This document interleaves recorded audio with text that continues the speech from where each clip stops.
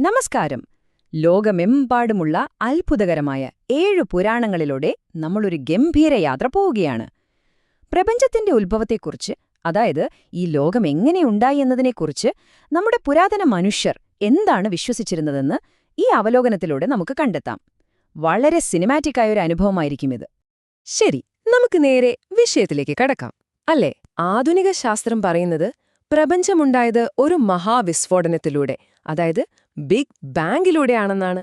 എന്നാൽ നമ്മുടെ പൂർവികർ ഈ സൃഷ്ടിയെ കണ്ടിരുന്നത് വളരെ വ്യത്യസ്തമായാണ്. അതൊരു തികഞ്ഞ അരാജകത്വവും മാന്ത്രികവും പലപ്പോഴും ക്രൂരവുമായ ഒരു പ്രക്രിയയായാണ് അവർ കരുതിയിരുന്നത്. അപ്പോ ശരിക്കും എന്തായിരിക്കും ആ തുടക്കം? അപ്പോ നമ്മുടെ ഈ യാത്രയെ നമ്മൾ 5 പ്രധാന ഭാഗങ്ങളായി തിരിച്ചിരിക്കുകയാണ്. സമ്പൂർണ്ണ അരാജകത്വത്തിൽ നിന്നുള്ള ക്രമം, ഏഷ്യൻ പുരാണങ്ങളിലെ ദ്വന്ദ്വങ്ങൾ, വടക്കിന്റെ ഭീമന്മാർ, മെഡിറ്ററേനിയൻ കോസ്മിക് നാടകം, പിന്നെ സാർവത്രികമായ മനുഷ്യകഥ. അമേരിക്കയിൽ നിന്ന് തുടങ്ങി ഏഷ്യയിലൂടെയും യൂറോപ്പിലൂടെയും സഞ്ചരിച്ച് മെഡിറ്ററേനിയൻ തീരത്ത് അവസാനിക്കുന്ന വിപുലമായ ഒരു യാത്ര. ആദ്യം തന്നെ സമ്പൂർണ്ണ അരാജകത്വത്തിൽ നിന്നുള്ള ക്രമം. നമുക്ക് പ്രാചീന മെക്സിക്കോയിലെ വിസ്മയിപ്പിക്കുന്ന ആസ്ടെക് ജനതയിൽ നിന്ന് തുടങ്ങാം. പ്രപഞ്ചം ഉണ്ടായത് അവസാനമില്ലാത്ത ഇരുണ്ട ആദിമ ജലത്തിൽ നിന്നാണെന്ന് അവർ വിശ്വസിച്ചു. ഒമേറ്റക്വേറ്റ്ലും ഒമേസിഹുവാറ്റ്ലും ഇതാണ് ആസ്റ്റിക് സൃഷ്ടിയുടെ അടിസ്ഥാന ശക്തികൾ. സൃഷ്ടിക്കൊരു സമന്വയം, ഒരു ബാലൻസ് എത്രത്തോളം ആവശ്യമാണെന്ന് ഇത് വ്യക്തമാക്കുന്നുണ്ട്. ഈ ദൈവികമായ പുരുഷ-സ്ത്രീ സംയോജനത്തിൽ നിന്നാണ് വളരെ പ്രധാനപ്പെട്ട 4 ദേവന്മാർ ജനിക്കുന്നത്: ഹ്യുറ്റ്സിലോപോച്ട്ലി, ടെസ്കാറ്റ്ലിപ്പോക്ക, ക്വെറ്റ്സാൽകോട്ട്ൽ, പിന്നെ സിപെറ്റോഡെക്. പേരുകൾ കുറച്ച് കടുപ്പമാണെങ്കിലും സംഭവം ഗംഭീരമാണ് കേട്ടോ. ഈ ജനിച്ചുവീണ ദേവന്മാർ വെറുമൊരു മാന്ത്രികവിദ്യ കൊണ്ടൊന്നുമല്ല ലോകം സൃഷ്ടിച്ചത്. മറിച്ച് ട്ലാൽടെക്യു ഹിറ്റ്ലി എന്ന ഭീമാകാരനായ ഒരു ഭൗമരാക്ഷസനെ അവർ അതിക്രൂരമായി കീഴ്പ്പെടുത്തി. മനസ്സിലൊന്ന് സങ്കൽപ്പിച്ചു നോക്കൂ, ആ ഭീമൻ രാക്ഷസനെ അവർ 2ആയി വലിച്ചു കീറി. മുകൾഭാഗം ഉപയോഗിച്ച് നക്ഷത്രങ്ങൾ നിറഞ്ഞ ആകാശവും താഴ്ഭാഗം ഉപയോഗിച്ച് ഫലഭൂയിഷ്ടമായ നമ്മുടെ ഭൂമിയും അവർ നിർമ്മിച്ചുവത്രേ. ഇനി ഇതിലെ ഏറ്റവും കൗതുകകരമായ കാര്യം എന്താണെന്നറിയാമോ? മനുഷ്യനെ എങ്ങനെ നിർമ്മിക്കണമെന്നതിനെക്കുറിച്ച് ഈ ദേവന്മാർ തമ്മിൽ വലിയൊരു തർക്കം നടന്നു. ടെസ്കാറ്റ്ലിപ്പോക്കോയുടെ ഇരുണ്ട ഒബ്സിഡിയൻ കല്ല് വേണമെന്നായി ഒരു പക്ഷം. എന്നാൽ ക്വെറ്റ്സാൽകോട്ട്ൽ പാതാളദേവനായ മിറ്റ്ലാൻടെക്യൂട്ട്ലിയിൽ നിന്ന് പഴയ ലോകത്തിന്റെ അസ്ഥികൾ വളരെ ധീരമായി വീണ്ടെടുത്തു. ഒടുവിൽ ഒരു സമവായമെന്ന നിലയിൽ ജീവൻ നൽകുന്ന ധാന്യപ്പൊടി അഥവാ മെയ്സ് ഉപയോഗിച്ച് മനുഷ്യനെ സൃഷ്ടിക്കാനവർ തീരുമാനിക്കുകയായിരുന്നു. അപ്പോ നമ്മുടെ അടുത്ത ഭാഗം ഏഷ്യൻ പുരാണങ്ങളിലെ ദ്വന്ദ്വങ്ങൾ. ഇവിടെ ചൈനീസ്, ജാപ്പനീസ് പുരാണങ്ങളെക്കുറിച്ചാണ് നമ്മൾ പറയുന്നത്. കിഴക്കൻ പാരമ്പര്യങ്ങളിൽ വിരുദ്ധ ഊർജങ്ങളുടെ സന്തുലിതാവസ്ഥയ്ക്ക് വലിയ പ്രാധാന്യമുണ്ട്. ചൈനീസ് ഐതിഹ്യമനുസരിച്ച് പ്രപഞ്ചം കേവലം ശൂന്യതയായിരുന്നു. കോസ്മിക് ശൂന്യതയിലെ ഒരു മന്ത്രധ്വനി എന്നാണവരതിനെ വിശേഷിപ്പിച്ചത്. യിൻ, യാങ് എന്നീ ഊർജങ്ങൾ പരസ്പരം ഒരു സങ്കീർണമായ നൃത്തമാരംഭിച്ചതോടെ ആ ശൂന്യതയിൽ നിന്ന് പാൻഗു എന്ന അതികായനായ ഒരു ഭീമൻ ജനിക്കുകയാണുണ്ടായത്. ഒരു വലിയ മഴുവെടുത്ത് ആകാശത്തെയും ഭൂമിയെയും വേർതിരിക്കാനായി പാൻഗു യുഗങ്ങളോളം വെട്ടിമാറ്റിക്കൊണ്ടിരുന്നു. അവസാനം ക്ഷീണിച്ചു മരിച്ചപ്പോൾ എത്ര സിനിമാറ്റിക്കായൊരു കാഴ്ചയാണിതെന്നറിയാമോ? അവന്റെ ശ്വാസം കാറ്റായി, ശബ്ദം ഇടിമുഴക്കമായി, അവന്റെ ശരീരം തന്നെ മലകളും നദികളും ഫലഭൂയിഷ്ടമായ മണ്ണുമായി മാറി. തന്റെ ജീവൻ നൽകി അവൻ ലോകത്തെ സൃഷ്ടിച്ചു. അവിടുന്ന് നമ്മൾ നേരെ ജപ്പാനിലേക്ക് വരികയാണ്. ഇവിടെ ഇസനാഗി, ഇസനാമി എന്നീ ദൈവിക ദമ്പതികൾ സ്വർഗത്തിന്റെ ഒഴുകുന്ന പാലത്തിൽ നിൽക്കുകയാണ്. അവിടെ നിന്ന് താഴെ അരാജകമായ ശൂന്യതയിലേക്ക് അവരൊരു പവിത്രമായ കുന്തം മുക്കി. അതിൽ നിന്ന് വീണ ഓരോ തുള്ളികളും മനോഹരമായ ജാപ്പനീസ് ദ്വീപുകളായി മാറിയെന്നാണ് വിശ്വാസം. എന്നാൽ ആ കഥ അവിടെ അവസാനിക്കുന്നില്ല. ഒരു അഗ്നിദേവന് ജന്മം നൽകുന്നതിനിടെ ഇസനാമി ദാരുണമായി മരിച്ചു. പാതാളത്തിൽ അഴുകിക്കൊണ്ടിരുന്ന അവളുടെ രൂപം കണ്ട് ഭയന്നോടിയ ഇസനാഗി തന്റെ മുഖം കഴുകി വൃത്തിയാക്കി. ആ സമയത്താണ് അവിശ്വസനീയമായ ചില ജനനങ്ങളുണ്ടായത്. ഇടതു കണ്ണിൽ നിന്ന് അമാറ്റലാസു എന്ന സൂര്യദേവി, വലതു കണ്ണിൽ നിന്ന് സുഖുയോമി എന്ന ചന്ദ്രദേവൻ, മൂക്കിൽ നിന്ന് സുസാനോ എന്ന കൊടുങ്കാട്ടിന്റെ ദേവൻ. എത്ര അത്ഭുതകരമാണല്ലേ! അപ്പോൾ നമ്മൾ ഏഷ്യയിൽ നിന്ന് നേരെ യൂറോപ്പിലേക്ക് പോവാണ്. 3ാമത്തെ ഭാഗം, വടക്കിന്റെ ഭീമന്മാർ. ഇവിടെ സ്ലാവിയൻ നോർസ് പുരാണങ്ങളാണുള്ളത്. സ്ലാവിൻ പുരാണം നമ്മളോട് പറയുന്നത് കഠിനമായ അതിജീവനത്തിന്റെ കഥകളാണ്. രൂപമില്ലാത്ത ആദിമദൈവമായ റോഡ് തന്റെ 2 കൊച്ചുമക്കളെ സൃഷ്ടിച്ചു.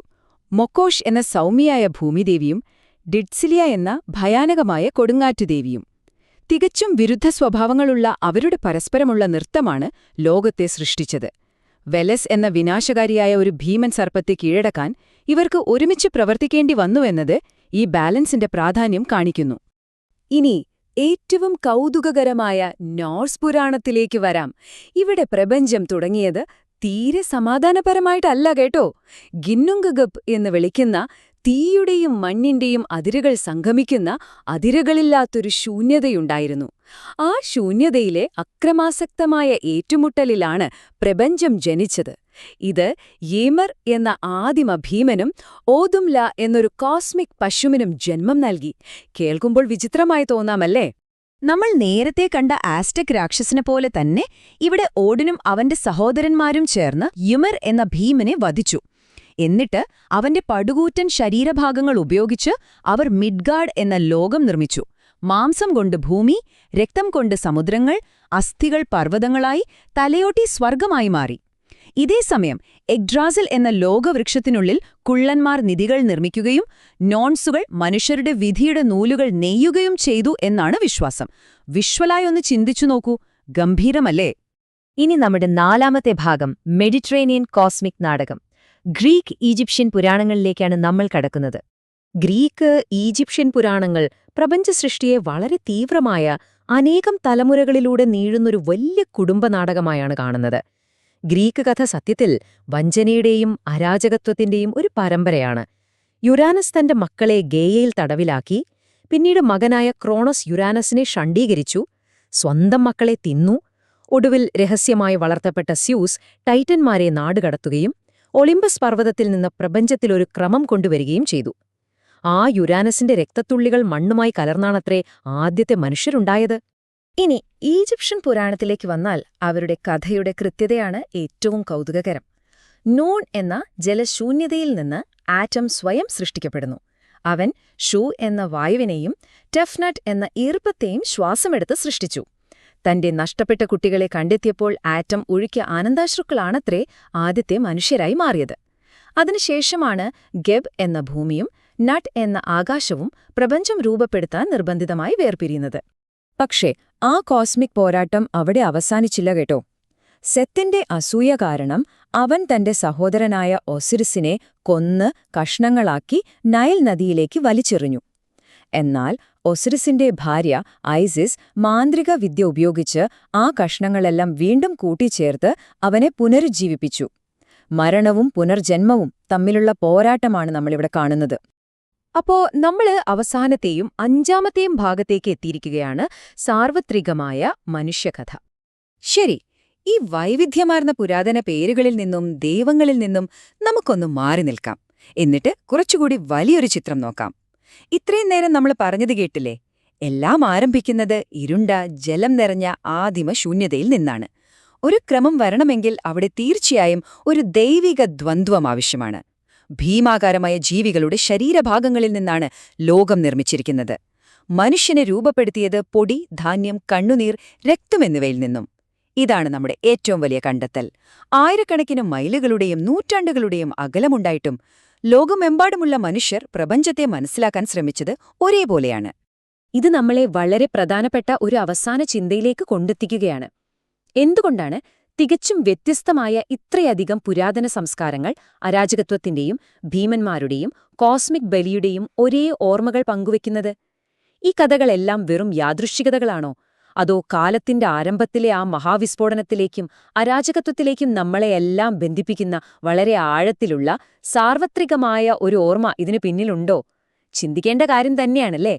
ഇതിനെക്കുറിച്ചുള്ള കൂടുതൽ കാര്യങ്ങളുമായി മറ്റൊരു ഗംഭീര അവലോകനത്തിലൂടെ നമുക്ക് വീണ്ടും കാണാം.